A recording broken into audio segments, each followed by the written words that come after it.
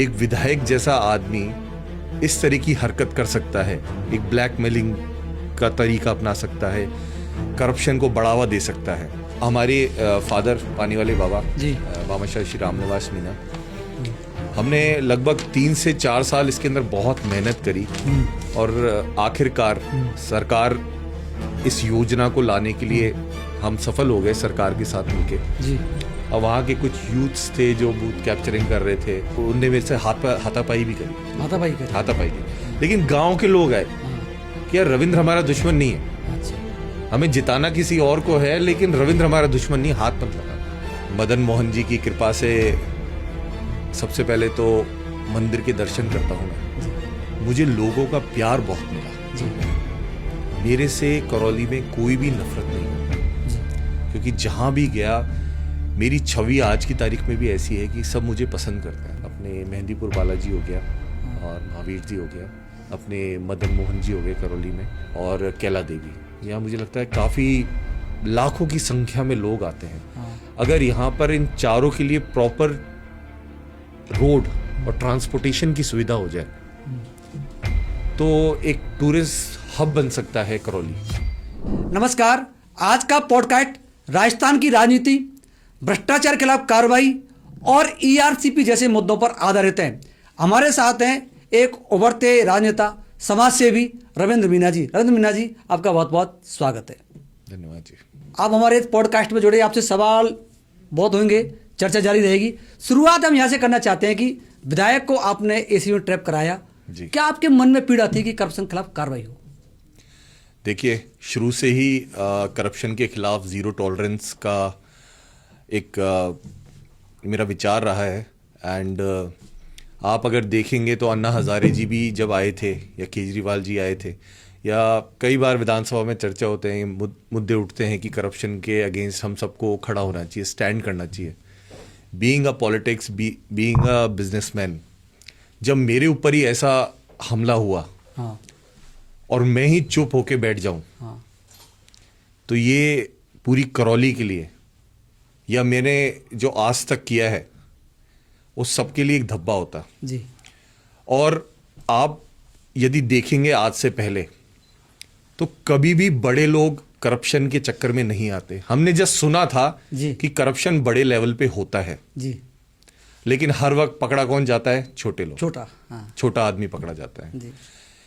तो इससे ये प्रूव हुआ कि करप्शन टॉप लेवल पर भी है। एक विधायक जैसा आदमी इस तरह की हरकत कर सकता है, एक ब्लैकमेलिंग का तरीका अपना सकता है, करप्शन को बढ़ावा दे सकता है। आप देखें तो वो 1 लाख से ज़्यादा वोटों से जीता है। जी। तो वो उन सभी वोटर्स के लिए एक चिंता का सवाल है कि इतने लोगों ने उनको समर्थन दिया, और ऐसा व्यक्ति किसी और आदमी को उससे पैसे ऐंठ रहा है या उससे कोशिश कर रहा है इस तरीके की, तो बड़ा निंदाजनक काम किया है। और ये दुनिया के सामने इस तरीके की चीज़ आई है कि करप्शन भी टॉप लेवल पे होता है। रविंद्र जी, इसमें मामला क्या है? आपसे किस प्रकार पैसे मंगाए थे? किस बिजनेस के लिए आपसे दबाव डाला गया था? देखिए, राजनीति में बहुत सारे जी। पहलू होते हैं। एक तो सबसे पहले तो लोकल लेवल पे पॉलिटिकल राइवलरीज रहती हैं। जी। कांग्रेस हो गई, बीजेपी, एक तो पार्टीज की राइवलरीज रहती हैं, फिर इंडिविजुअल जो कंटेस्टेंट होते हैं उनकी राइवलरीज होती हैं। जी। तो मुझे लगता है कि जो बाप पार्टी है वो अपने आप को स्थापित करना चाहती थी। जी। तो किसी भी पार्टी को स्थापित करने के लिए फंडिंग की बहुत ज़रूरत होती है। जी। और जैसा कि हम देखते हैं, जो पार्टी के मेंबर्स हैं वो, मुझे नहीं लगता कोई बिजनेसमैन है या उनका एक ग्रास रूट लेवल पे कोई उनके पास एक मजबूत आधार है। तो उनने ये एक धंधा, एक तरीके से उनने ये लगा कि इस पार्टी को स्ट्रांग करने के लिए हम इस तरीके की चीज़ें करें कि विधानसभा के अंदर प्रश्न पूछें, और उनकी कुछ कमियां निकलती हैं तो हम उनसे कुछ पैसे एक्सट्रैक्ट कर सकें। जी। उनका मेन फोकस ये था। तो जब एसीबी की कार्रवाई हुई तो इन विधायक साहब ने 200-300 से ज़्यादा प्रश्न पूछ रखे थे एक सेशन के अंदर। एक सेशन के अंदर, हाँ। तो कितने लोगों से ये क्या करना चाहते थे, किस लेवल पे करना चाहते थे ये, और जो मेरी कॉन्स्टेंसी है या जो मेरी माइंस है, उससे 600 किलोमीटर दूर बैठ के आपको ऐसी क्या पीड़ा हो रही थी या आपके पास ऐसे कौन शिकायतकर्ता पहुंचे थे जो आपने ऐसा किया। तो बेसिकली ये इनका एक मॉड्यूल है, इनका। हाँ, कि इस तरीके के हम जल्दी से राइज कर सकें कि हम राजस्थान के अंदर आ गए हैं, हम मध्य प्रदेश के अंदर आ जाएं, छत्तीसगढ़ के अंदर आ जाएं, जहां भी ट्राइबल एरियाज हैं वहां पर हम जल्दी से जल्दी अपना एक वर्चस्व बना सके। अच्छा, आपके जो एरिया है टोड़ा भीम, वहाँ के कुछ लोग भी शामिल हो सकते हैं क्या इसमें, कुछ नेता, क्या लगता है आपको? देखिए, हो सकते हैं, ये तो कह नहीं सकते क्योंकि एसीबी में तो ऐसा कुछ आया नहीं जनरली, बट कोई ना कोई तो ऐसा आदमी है जो इन्फॉर्मेशन दे रहा है लोकल लेवल पे इनको, और मदद कर रहा है। जो मुझे इंटरनल इन्फॉर्मेशन पता लगी, ये कोई कहीं से सोर्स नहीं, बट जो मुझे पता लगा वो ये है कि ये लोग अब पूर्वी राजस्थान में भी, क्योंकि एसटी काफ़ी हैं पूर्वी राजस्थान के अंदर, तो ये धीरे धीरे वहाँ एंट्री मारना चाह रहे हैं, क्योंकि वहाँ पर बाप पार्टी स्थापित करना चाह रहे हैं ये लोग। अच्छा रविंद्र जी, इतना बड़ा आपने कदम उठाया तो निश्चित रूप से राजस्थान के इतिहास का तो पहला ऐसा विधायक पकड़ा गया है। आपको किन परेशानी सामना करना पड़ा, बात क्या हुआ आपको, फिर दिक्कत आई होगी? देखिए, दिक्कत तो बहुत ज़्यादा आई, क्योंकि मैं किसी पद पे नहीं हूँ। मैं एक, आज की तारीख में देखा जाए तो मैं एक सिंपल बिजनेसमैन हूँ। मैंने ज़रूर एक इलेक्शन लड़ा है 2023 के अंदर करौली से, बट एक इंडिविजुअल लेवल पे मेरा स्टैंड है, मैं एज अ बिजनेसमैन ही हूँ।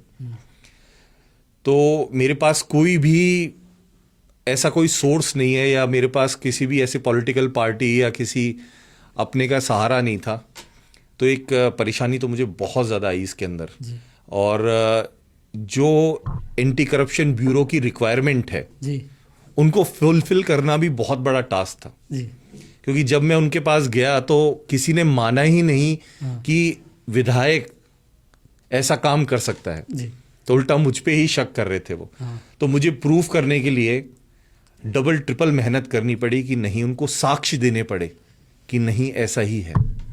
और इवन मुझे बांसवाड़ा जाकर, उनके क्षेत्र में जाकर मुझे कार्रवाई करनी पड़ी, तब जाके तो एंटी करप्शन वाले माने कि हाँ इसमें असलियत है, जब मैंने उनको प्रूफ दिए। उसके बाद फिर वो ट्रैप हो गई, उसके बाद ही कोई दिक्कत आई आपको या सपोर्ट मिला सरकार का? नहीं, देखिए, सपोर्ट तो ऐसा सच कुछ भी नहीं मिला। अच्छा। बट बहुत वहाँ के बांसवाड़ा के साइड से काफ़ी सारे फ़ोन आए थे कि ऐसा क्यों किया, क्या किया, इस चीज़ को सेटल कर लीजिए। मतलब इनडायरेक्टली डायरेक्टली मेरे पास तो नहीं आया, बट इनडायरेक्टली मेरे रिश्तेदारों के पास आए फ़ोन। लेकिन सरकार की अनुमति से तो विधायक ट्रैप किया इसी भी ने, ये भी तो मांगते। हाँ, ये तो है, क्योंकि परमिशन लेनी पड़ती है। अगर आप किसी जुडिशियल ऑफिसर को अगर कर रहे हो तो you need a permission of high court. Similarly अगर आप विधायक को कर रहे हो तो आपको स्पीकर की परमिशन, जो चेयरपर्सन होता है विधानसभा का, उनसे आपको परमिशन लेनी पड़ती है। तो ऑफ कोर्स उनने परमिशन ली थी। इसी चक्कर में मुझे 1.5 महीने एंटी करप्शन ब्यूरो ने लटका के रखा। मुझे ना हाँ बोला ना बोला। हाँ, तो ये सरकार का सपोर्ट मान सकते हैं अपन एक। जी बिल्कुल, क्योंकि वो भी सरकार सपोर्ट ही नहीं करती तो क्या होता फिर? हाँ, सरकार सपोर्ट नहीं करती तो वो करप्शन के वो भी खिलाफ है। मैं बोलूँगा भारतीय जनता पार्टी आज की तारीख में अगर उन्हें परमिशन दी है तो वो भी अगेंस्ट करप्शन ही है। हाँ, वो भी करप्शन है। अच्छा रविंद्र जी, आपसे आगे चर्चा हम बढ़ाएंगे। ERCP जिसका नाम अब बदल दिया गया है, आपके पापा ने इसकी शुरुआत की, पानी वाले बाबा के नाम से उनको जाना जाता है। आपने काफ़ी मेहनत की, आपको वो लोग भैया कहते हैं, पानी वाले। पानी के मुद्दे पर आप क्या कहना चाहेंगे? करौली सहित पूरे भरतपुर संभाग का, पूरी राजस्थान का एक मामला है जी, क्या कहेंगे इस पर आप? देखिए, बहुत ही सेंसिटिव मुद्दा है, क्योंकि काफ़ी लंबे समय से ये ड्राई जोन रहा है अपना पूर्वी राजस्थान। यहाँ पर डेवलपमेंट भी काफ़ी कम है as compared to all over. अगर राजस्थान की बात करें तो पूर्वी राजस्थान में अपने जो डेवलपमेंट है उसकी स्थिति काफ़ी कम है जी। तो जैसे ही ये ERCP वाला हमारे फादर पानी वाले बाबा भामाशाह श्री रामनिवास मीना, हमने लगभग 3 से 4 साल इसके अंदर बहुत मेहनत करी और आखिरकार सरकार इस योजना को लाने के लिए हम सफल हो गए सरकार के साथ मिलके जी। एंड मुझे लगता है इससे काफ़ी ज़्यादा विकास होगा काफ़ी ज़्यादा विकास हो। बहुत ज़्यादा विकास होगा, क्योंकि पानी है, पानी ही बेसिक नीड जो है वो पानी है। हाँ, पानी के बिना कुछ भी नहीं हो सकता। तो अभी इस पर जो काम चल रहा है उससे संतुष्ट हैं आप? देखिए, गवर्नमेंट की पॉलिसी है, गवर्नमेंट किस हिसाब से अपनी एक डीपीआर एक लाता है, उसके अंदर काफ़ी सारे रिसर्चेज होते हैं। ऐसा नहीं है कि आप सडनली आपकी इच्छा हुई और आपने एक नहर निकाल दिया। इसके अंदर काफ़ी सारे जो गांव हैं उसके बीच में से भी नहर जाएगी, या बहुत सारे डैम से उनको भी जोड़ना पड़ेगा। तो इट टेक्स टाइम। ऐसा नहीं है कि एक दिन में ही कोई प्रोजेक्ट बन जाता है। बट हाँ, जब मोदी सरकार ने या बीजेपी गवर्नमेंट ने इसको हाँ करा है, तो ये सफलतापूर्वक इसको लाएंगे, और जब भी लाएंगे तो काफ़ी सारी चीज़ें इससे इम्प्रूव हो जाएंगी। पापा को पानी वाले बाबा कहते हैं और आपको पानी वाले भैया कहते हैं, कैसा लगता है आपको? देखिए, सारा पानी के रूप में पहचान हो गई एक तरीके से। जी, आप पानी पे काम किया तो उससे पहचान तो हो गई, बट मेरी नहीं, इसमें ज़्यादा फादर का योगदान है जी। श्री रामनिवास मीना जी का। उनने सही में दिल से बहुत मेहनत करी इसके अंदर, और आखिरकार हम सफल हो गए। तो हम तो यही चाहते हैं कि जनता के हित के लिए कुछ काम हुआ, हमारे हाथों से हो गया, तो ये हमारे लिए बहुत खुशी की बात है। 14 दिसंबर को आपका जन्मदिन है, जन्मदिन की शुभकामनाएं। कैसा मनाएंगे बहुत जन्मदिन? बहुत धन्यवाद। देखिए, जन्मदिन पे तो सबसे पहले तो हम ईश्वर में आस्था रखते हैं। जी। तो मदन मोहन जी की कृपा से सबसे पहले तो मंदिर के दर्शन करता हूँ मैं। जी। और चाहे मेरे बच्चों का जन्मदिन हो या किसी का भी हो, मैं सबको बोलता हूँ तो सबसे पहले तो ईश्वर को जाके धन्यवाद देना चाहिए कि आप इस धरती पे हो, और आपको इतना अच्छा जीवन मिला है उसको, तो उसके लिए धन्यवाद आपको जाके सबसे पहले प्रभु का करना चाहिए। उसके बाद मैं थोड़ा दान पुण्य करता हूँ उस दिन, और कोई भी गरीब या अनाथ बच्चे होते हैं उनको या तो कुछ वितरण करना हो, या उनको कुछ नीड हो वो प्रोवाइड करना, या गौशाला में जाकर जो चारा रहता है गाय को खिलाना, इस तरीके का काम करता हूँ। जरूरतमंदों के बीच आप अपना जन्मदिन मनाते हैं। बिल्कुल। रविंद्र जी, 2023 में आपने बसपा के टिकट पर करौली से चुनाव लड़ा। जी। आपका अनुभव कैसा रहा? आपकी छवि तो मजबूत हुई है करौली में, आपका अनुभव कैसा रहा? नहीं, मेरा अनुभव था वो बहुत अच्छा था, और मुझे लगता है कि मैं 100% सफल रहा जी। इलेक्शन के अंदर। और सबसे जो इम्पोर्टेंट चीज़ है, मुझे लोगों का प्यार बहुत मिला। जी। मेरे से करौली में कोई भी नफरत नहीं करता, जी। क्योंकि जहाँ भी गया मेरी छवि आज की तारीख में भी ऐसी है कि सब मुझे पसंद करते हैं, सब मुझे आगे से आकर मेरे से बात करना चाहते हैं, कोई भी मेरे प्रति नेगेटिव नहीं है। वो बात अलग है कि जनता ने कौन सी पार्टी को चुनती है, या जातिवाद के अंदर वो लोग हैं, तो उस कारण से मैं सफल नहीं हो पाया। बट मैं अपने आप को 100% सफल मानता हूँ, और इसी इलेक्शन के कारण मुझे पूरा करौली देखने को मिला, और पता लगा कुछ कुछ ऐसे गांव हैं जहां तो बिल्कुल ही डेवलपमेंट नहीं है, रोजगारों की बिल्कुल कमी है। और उनका कहना था कि आज की तारीख तक हमारे गांव में कोई विधायक जी। आया भी नहीं, प्रचार करने भी नहीं आया। रविंद्र, आप पहले ऐसे आदमी हो जो आप प्रचार करने आए, अदरवाइज किसी ने कष्ट भी नहीं किया कि हमारे इस गांव में आके कोई देखे और प्रचार करने भी आए। लेकिन जो करौली पूर्व विधायक रहे लाखन सिंह मीना, वो तो कहते हैं उन्होंने बहुत विकास कराया, दावा भी करते हैं वो। देखिए, उनके दावे में कितना दम है? देखिए, एज अ एमएलए आपको कुछ पावर्स होती है, आपके पास फंडिंग भी होती है, तो ऐसा तो है नहीं कि बिल्कुल ही विकास कोई नहीं कराए। जी। विकास तो सभी कराते हैं। आज की तारीख में दर्शन जी हैं, दर्शन जी भी विकास कराते हैं, पर गवर्नमेंट के साथ जुड़े, एक तो है कि एंटी गवर्नमेंट, आज दर्शन जी भी हैं वो बीजेपी के साथ है, जी। लाखन जी भी थे वो कांग्रेस के साथ थे। जी। तो जब गवर्नमेंट का सपोर्ट होता है तो आपको एक कदम आगे बढ़कर डेवलपमेंट करना चाहिए, जी। तो वो नहीं देखने को मिला। हाँ। बाकी विकास के कार्य उन्होंने किए। अब कुछ लोग संतुष्ट भी हैं, कुछ असंतुष्ट भी हैं, पर वो अपना क्षमता का मुझे नहीं लगता 100% दे पाए। करौली में कौन कौन से महत्वपूर्ण मुद्दे जिन पर काम होना जरूरी है, सरकार को तत्काल काम करना चाहिए? देखिए, मुझे शुरू से ही मैंने इलेक्शन टाइम में भी बोला था कि सबसे इम्पोर्टेंट तो हमारे लिए जो आयरन ओर है, हमारे करौली के अंदर जो आयरन ओर की खनिज की माइंस हैं जो निकली हैं, और वो अभी भी कागजों में ही घूम रही हैं। यहाँ कलेक्टर और फॉरेस्ट के बीच में डिस्प्यूट हो रहा है कि ये लैंड किसकी है। हाँ। ये जंगलात है या ये खातिरदारी की है या किसकी लैंड है। मतलब इस तरीके की डिस्प्यूट अगर रिजॉल्व नहीं कर पा रहे तो बड़ी ही दुखदाई बात है, क्योंकि इस तरीके के प्रोजेक्ट आते हैं तो बहुत बड़ी बड़ी कंपनियां यहाँ पर आएंगी। जब वो आएंगी तो यहाँ पर ट्रेन अपने आप आ जाएगी। जी, ट्रेन अपने आप आ जाएगी। ट्रेन अपने आप आ जाएगी, क्योंकि जो आयरन ओर है वो इतने बड़े प्रोजेक्ट्स होते हैं। तो उसके लिए आप अगर फोकस करें, आज की तारीख में मुझे लगता है कि एमएलए साहब को भी एडिशनल फोकस करना चाहिए कि यार प्रॉब्लम क्या है, जाके कलेक्टर को पूछो। ये गवर्नमेंट लेवल तक ही मत छोड़िए आप कि भाई ठीक है कलेक्टर अपने आप कर रहा है तो इट विल टेक टाइम। तो इससे अच्छा आप इनिशिएट कीजिए और उसमें जाके इस प्रोजेक्ट को फास्ट करवाने की कोशिश कीजिए। मुझे लगता है कि आयरन ओर की माइंस आ जाएंगी तो इससे बहुत एक्सट्रीम डेवलपमेंट, बहुत ज़्यादा एम्प्लॉयमेंट मिलेगा, रेट बढ़ जाएंगी, करौली की जो रेट है वो भी बढ़ जाएगी, लैंड रेट बढ़ जाएंगी, बाहर की कंपनी आने के लिए भी उत्सुक होंगी, कॉलेज बनेंगे, हॉस्पिटल्स बनेंगे, अपने अपने आप में एक सोसाइटी बन जाएगी। बाकी के तो मुद्दे हैं, जैसे रीको है वो प्रॉपर तरीके से डेवलपमेंट नहीं है उसका, अगर विकास उसका अच्छी तरह हो तो वो ज़्यादा बेटर है। मंडी है, मंडी भी बड़ी नॉर्मल सी है, उसका भी अगर विकास हो तो बेटर है।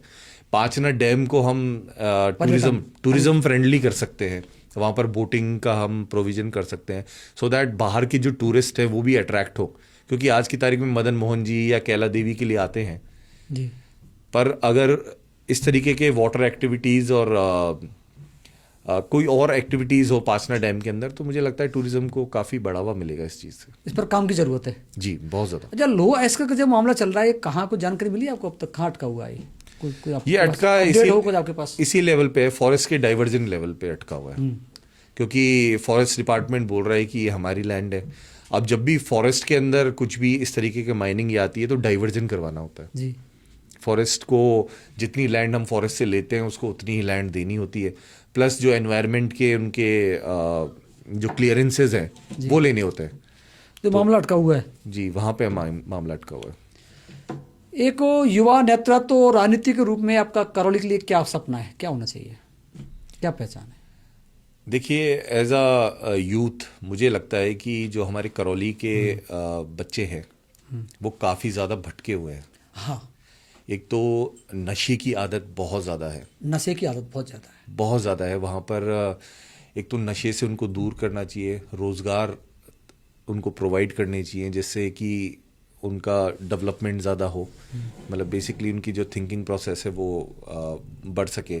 और एक मैंने देखा था कि इलेक्शन टाइम में बहुत ज़्यादा इन्फ्लुएंस हो गए थे, मतलब हम ये तो मानते हैं कि बुजुर्ग लोग इन्फ्लुएंस हो सकते हैं कि वो बहुत ही ज़्यादा कट्टरवादी किसी पार्टी के फेवर में रहें, बट यूथ भी कुछ इन्फ्लुएंस थे। मतलब मैं अपना एक पर्सनल हादसा बताऊंगा। 2023 के अंदर, मैं गांव का नाम तो नहीं लूंगा, लेकिन मैं उस गांव के अंदर गया जब वोटिंग हो रही थी। तो ऐसा तो है नहीं मैंने ये बोला कि लोग मुझसे प्यार करते हैं, तो वहाँ पर फर्जी वोटिंग हो रही थी, कुल मिला के फर्जी। अब मैंने उसका अपोज भी किया, लेकिन पूरा गांव एक साथ हो रखा था। अब वहाँ के कुछ यूथ्स थे जो बूथ कैप्चरिंग कर रहे थे और उनने मेरे से हाथापाई भी करी, हाथापाई की।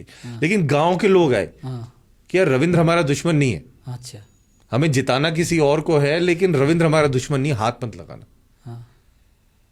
तो वो यूथ्स हैं, वो बस उनके दिमाग में कुछ नहीं चल रहा था, उनके तो बस ये था कि कैसे ना कैसे बस आपको वोट्स चाहिए, बस वोट चाहिए।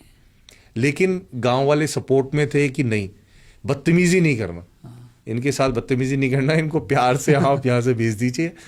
तो बड़ा ही शॉकिंग था कि मतलब आप एज अ यूथ आप कुछ सोच नहीं पा रहे हैं, आप बिल्कुल आपकी सोचने की क्षमता बंद हो रखी है। तो मुझे तो लगा कि क्या पता वो शायद नशे में हो, उनको कुछ समझ में ही नहीं आ रहा हो। तो वो इतने ज़्यादा इन्फ्लुएंस थे, तो काफ़ी बदतमीजी भी करी। फिर गांव वाले भी सपोर्ट में आ गए, उन्होंने फिर बोला कि यहाँ से आप प्लीज़ चले जाइए। आपने नशे की बात करें तो वाकई नशे तो बहुत ज़्यादा चपेट में, इसका समाधान कैसे होना चाहिए, क्या करना चाहिए सरकार को, आपको? सरकार को देखिए, पुलिस को बड़ा टाइट करना चाहिए, क्योंकि मुझे नहीं लगता कि पुलिस के पास इंफॉर्मेशन नहीं होती जी। खुफिया एजेंसीज़ हैं, आपके पास बहुत सारे लोग होते हैं जो आपको इन्फॉर्मेशन देते हैं। मुझे लगता है कहीं ना कहीं इनकी शय से ही ये चीज़ चलती है।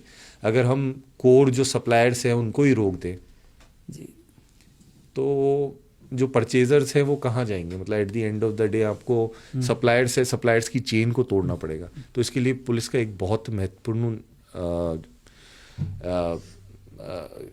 काम इन्वॉल्वमेंट है, काम करने का है उनका, तो आई थिंक वो प्रॉपर तरीके से कर नहीं रही।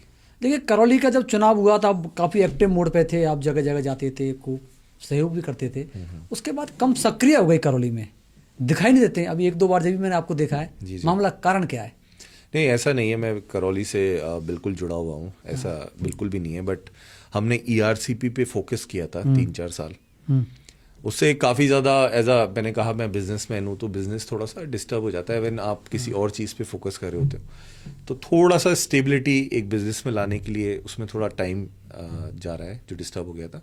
दूसरा, थोड़ा पिताजी की भी तबीयत खराब है और चल रही है, तो उनकी भी थोड़े इलाज में मैं लगा हुआ हूँ। पर ऐसा नहीं है, बिल्कुल करौली से दूर नहीं हूँ, और आप बहुत ही जल्द मेरे को बहुत ही एक्टिव मोड में वहाँ देखेंगे। करौली कर्मभूमि है आपकी जी, तो वहाँ आना जाना लगा रहेगा?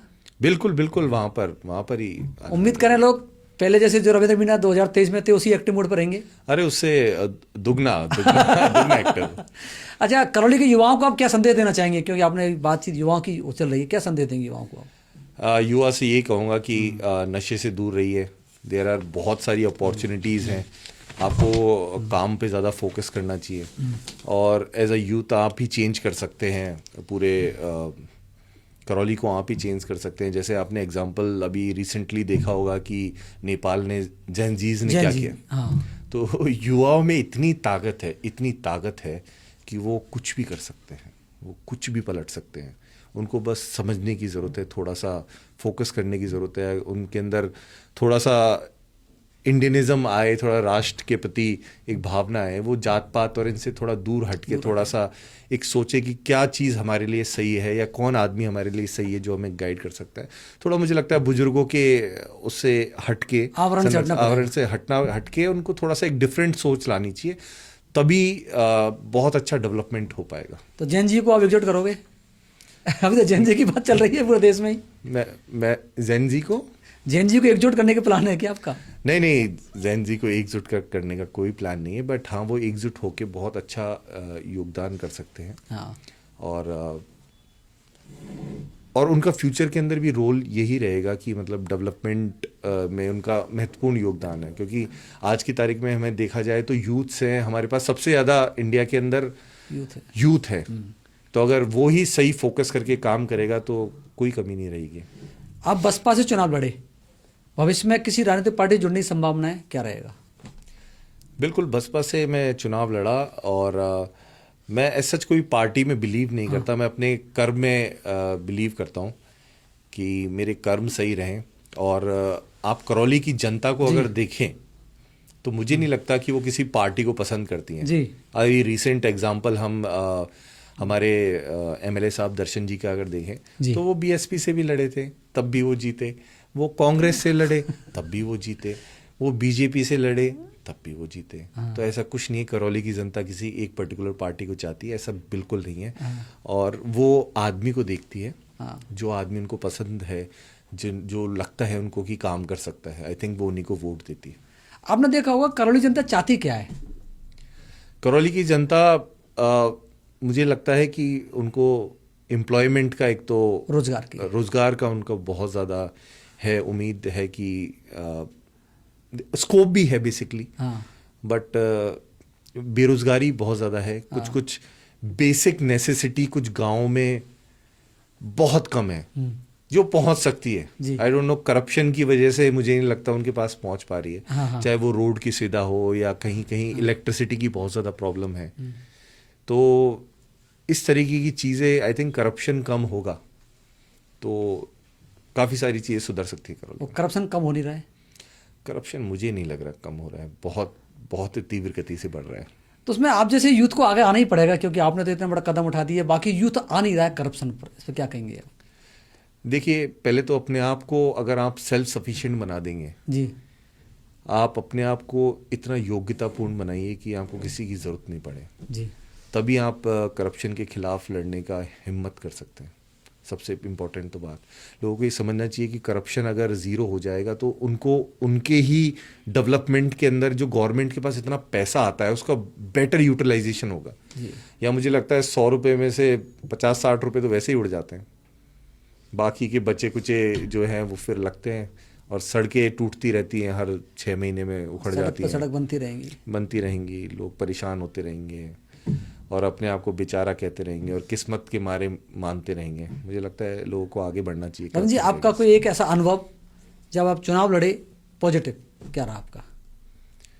पॉजिटिव अनुभव तो मतलब लोगों का प्यार बेसिकली। हाँ जो करौली के लोग हैं वो बहुत ही सीधे हैं जी।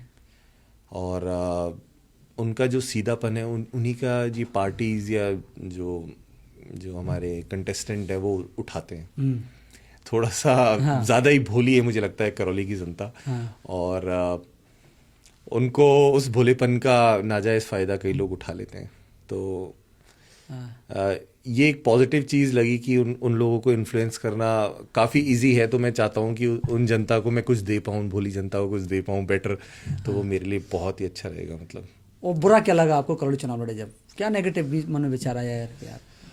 कास्टिज्म बहुत ज़्यादा है, जातिवाद बहुत ज़्यादा है। जातिवाद बहुत ज़्यादा है। मतलब लोग एक दूसरी जाति को पसंद नहीं कर रहे। मतलब मीना हो गए वो गुजर को पसंद नहीं कर रहे, गुजर हो गए वो मीना को पसंद नहीं कर रहे। मतलब जाट एक दूसरे को, मुझे नहीं लगता कि आज की तारीख में ये सब मायने रखती है।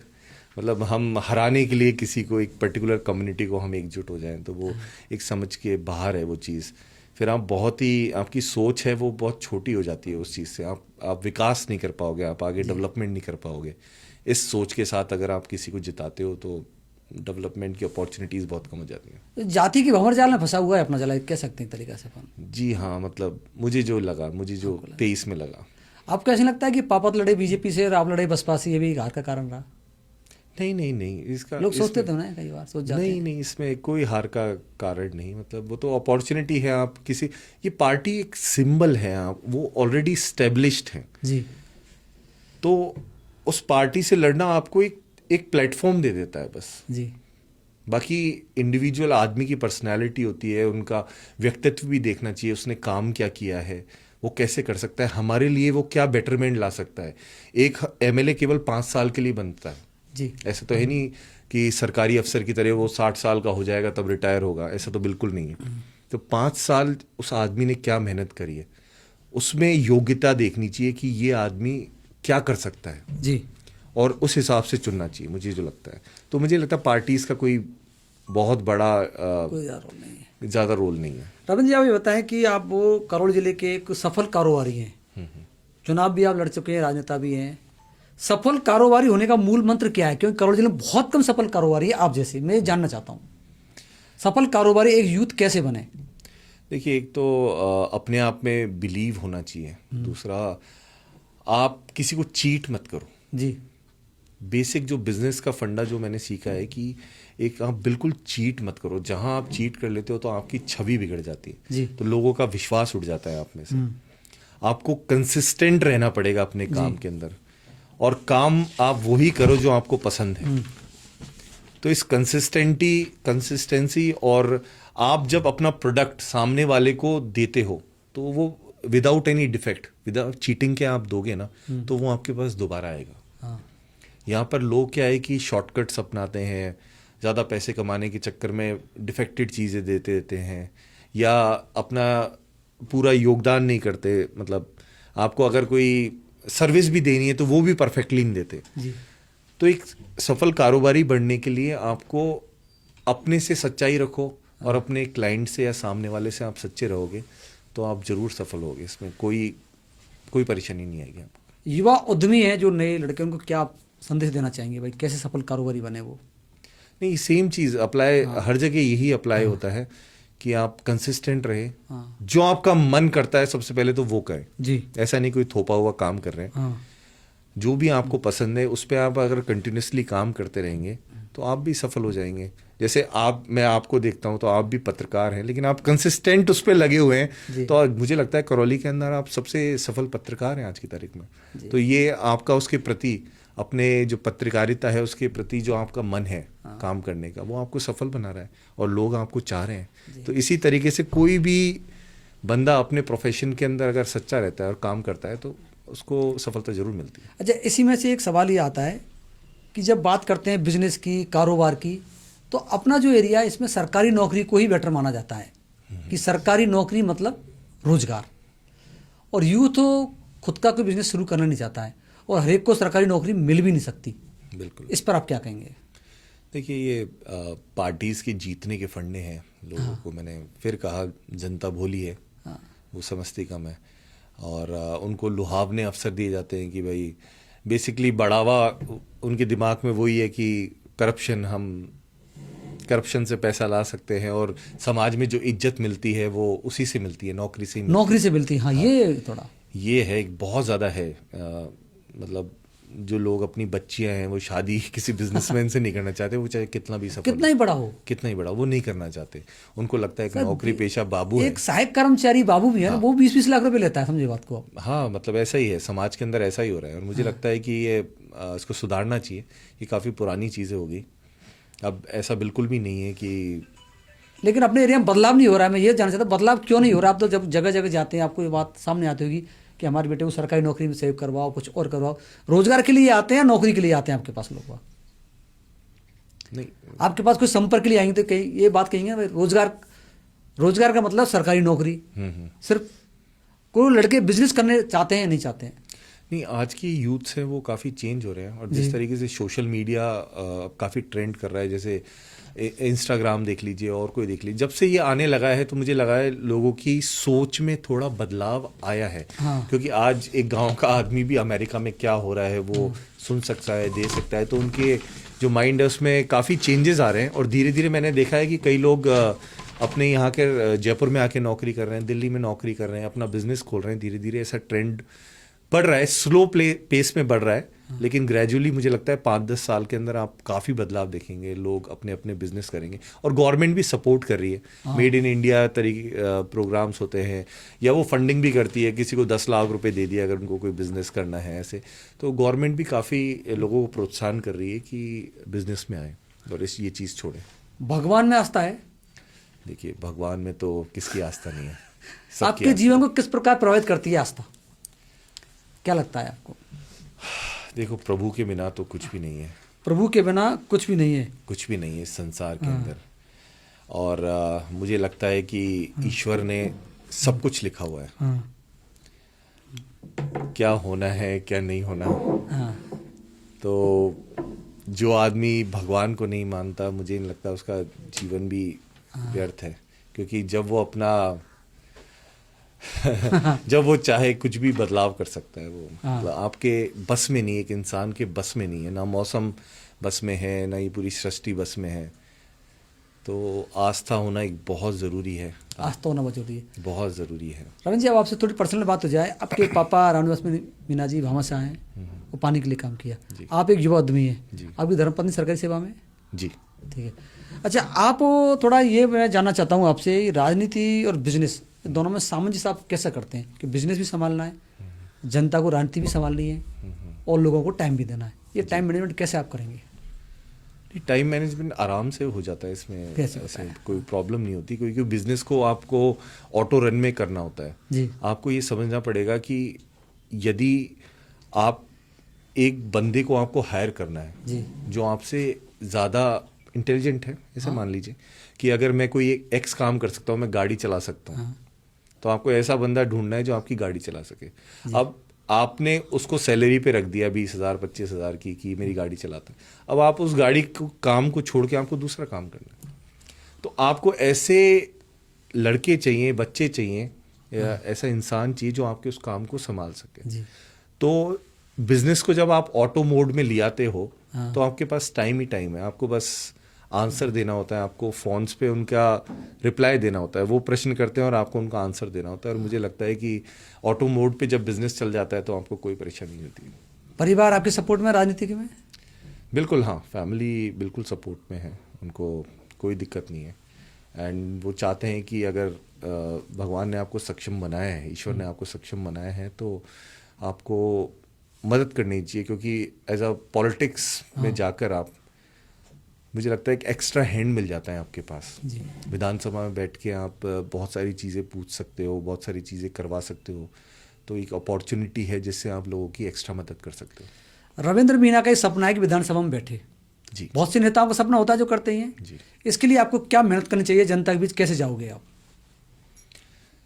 जनता के बीच में तो मैं ऑलरेडी हूँ, जी बट बहुत सारे हमारे प्रोसेस चल रहे हैं जो मैं हर गांव में जा के पर्सनली इस बार लोगों से मिलूंगा। पिछली बार तो मुझे 3 से 4 महीने का समय मिला टाइम था, कम मिला था। टाइम बहुत कम मिला था, बट उस कम टाइम के अंदर भी मैंने बहुत प्यार ले लिया, जी। क्योंकि जिस तरह की मुझे वोट मिले, अप्रॉक्सीमेट 13,000 के अराउंड मुझे वोट मिले, तो वो मुझे लगता है पहली बार के हिसाब से बहुत अच्छे हैं।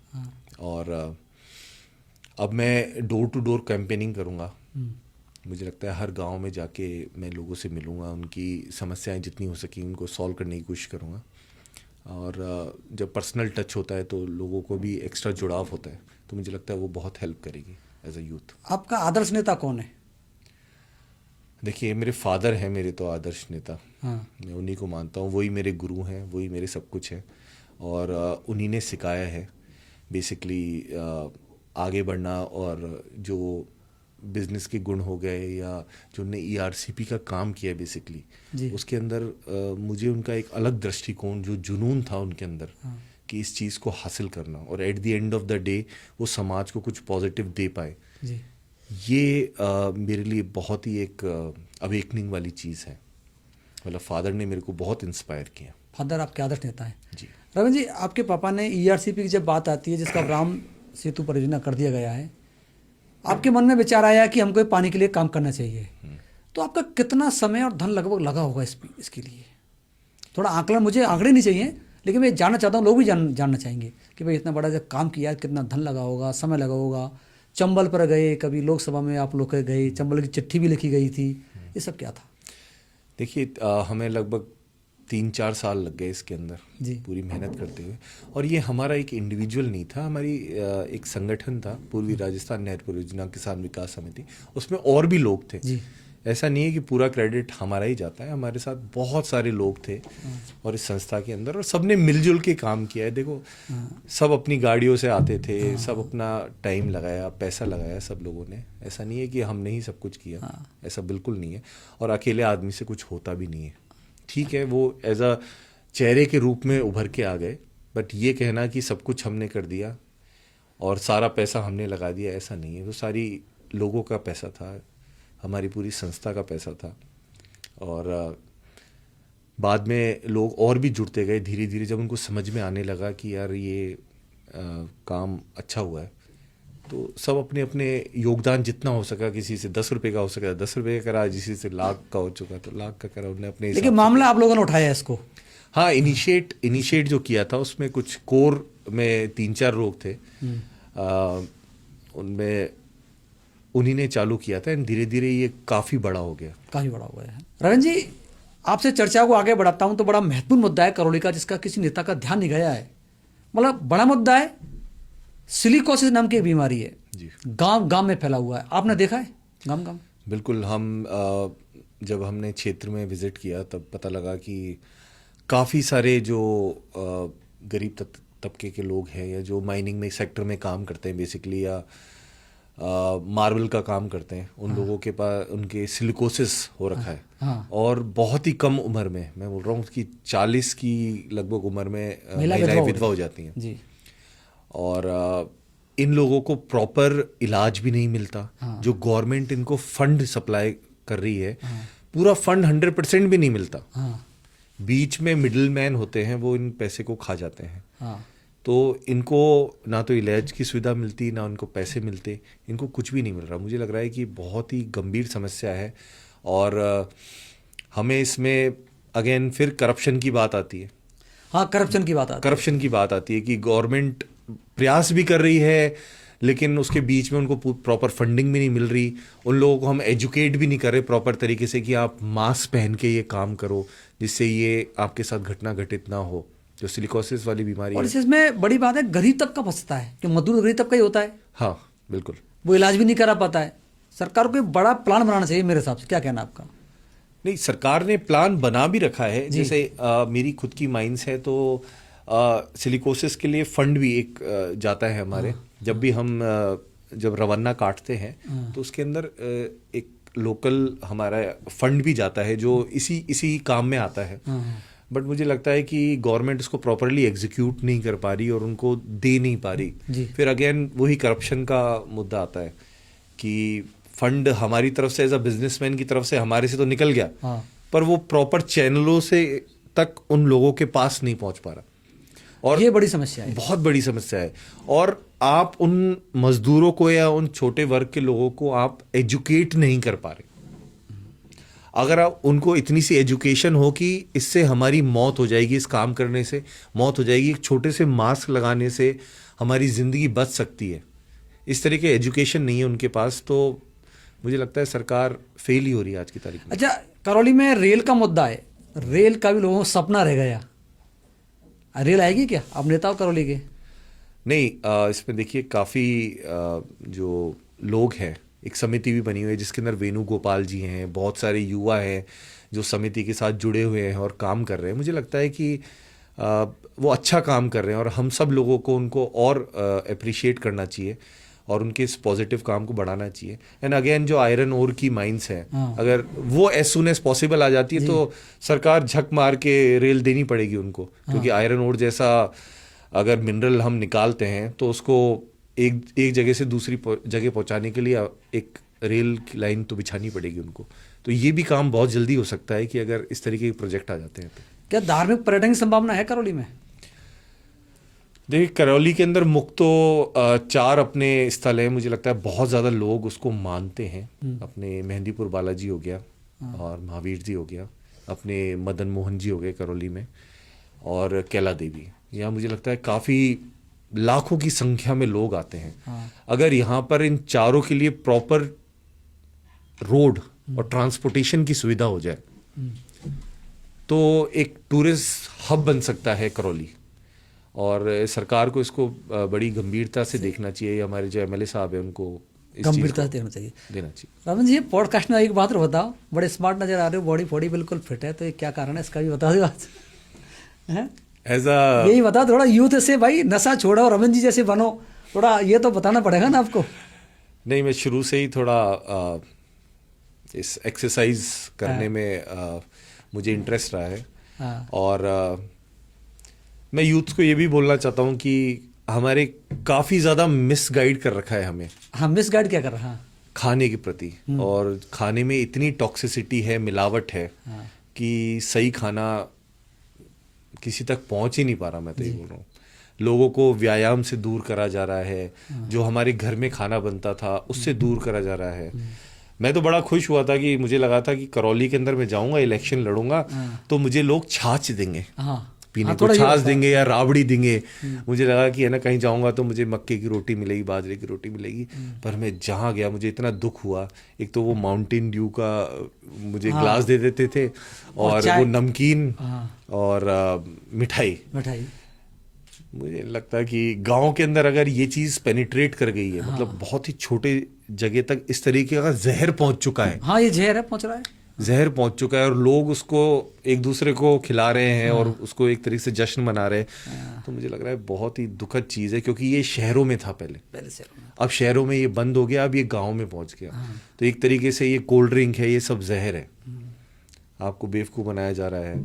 आपको गाँव में जो पहले खाना रहता था, यदि आप उसको ही खाएंगे तो आप ज़्यादा फिट रह पाएंगे, ज़्यादा स्वस्थ रह पाएंगे, और यूथ तभी उसका दिमाग ज़्यादा काम करेगा जब वो फिजिकली फिट होगा।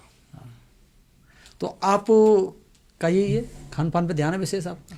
हाँ, मेरा विशेष तो देखिए खान पान और फिटनेस, और मैं कोशिश करता हूँ कि ज़्यादा से ज़्यादा खेल सकूँ, या कहीं मैं जिम से जुड़ा हूँ तो मैं हफ्ते में 4 दिन तो निकाल सकूँ, जिससे मैं प्रॉपरली जाके एक्सरसाइज कर सकूँ। सर, आपने जीव कल्याण ट्रस्ट बनाया हुआ है, हमें जानकारी मिली। जी, हमने जीवों का कल्याण करोगे? हाँ, हमने एक जीव कल्याण ट्रस्ट बनाया है, और जीव के अंदर तो देखिए सभी चीज़ें आ जाती हैं, चाहे वो मनुष्य हो, जानवर हो, पक्षी हो, चाहे समुद्र में रहने वाले जीव जंतु हो। तो जीव तो हर किसी में है, पेड़ों में भी है। तो जीव कल्याण ट्रस्ट हमने एक संस्था बना रखी है, और हम करौली के अंदर भी एक गौशाला हम बहुत ही जल्दी खोलने वाले हैं जी, जिसके अंदर हम गायों को रखेंगे और उनको व्यवस्था करेंगे। तो मेन मकसद यही है कि हम ज़्यादा से ज़्यादा जीवों का कल्याण कर सकें, या जिसमें मनुष्य हो गया, जानवर हो गया, तो उनके लिए हम एक अच्छा प्लेटफॉर्म लाके हम लोगों को ज़्यादा से ज़्यादा जोड़कर जी। और जनहित का जितना काम कर सके हम वो उसमें करना चाहेंगे। सर एक जानकारी सामने आ रही है कि मेहंदीपुर बालाजी में हेलीकॉप्टर सेवा चालू हो गई है, तो क्यों नहीं, आपका नज़दीक ही है, चारों धार्मिक स्थल हैं, वहाँ होना चाहिए। ये सब जगह होना चाहिए। मुझे लगता है गवर्नमेंट को एक पहल करनी चाहिए कि ये जो सेवा है इस तरीके की, क्योंकि बुजुर्ग लोग हैं, कई वो जा नहीं पाते या किसी को समय की कमी है, तो ये हेलीकॉप्टर अपने मेहंदीपुर बालाजी से लेकर कैला देवी, मदन मोहन जी और अपने महावीर जी है, वहाँ सब जगह होनी चाहिए। मुझे लगता है गवर्नमेंट को पहल करनी चाहिए, इसको प्रमोट भी करना चाहिए, इससे टूरिज़्म और ज़्यादा बढ़े। धन्यवाद। ये थे रविंद्र मीना जी, करौली से चुनाव लड़ चुके हैं और आपको जन्मदिन है 14 दिसंबर। आपको बहुत बहुत शुभकामनाएं रविंद्र जी। और उम्मीद है करौली में आपने जैसे पहले काम किया था उसी प्रकार से कर्मभूमि करौली को आप बनाए रखेंगे।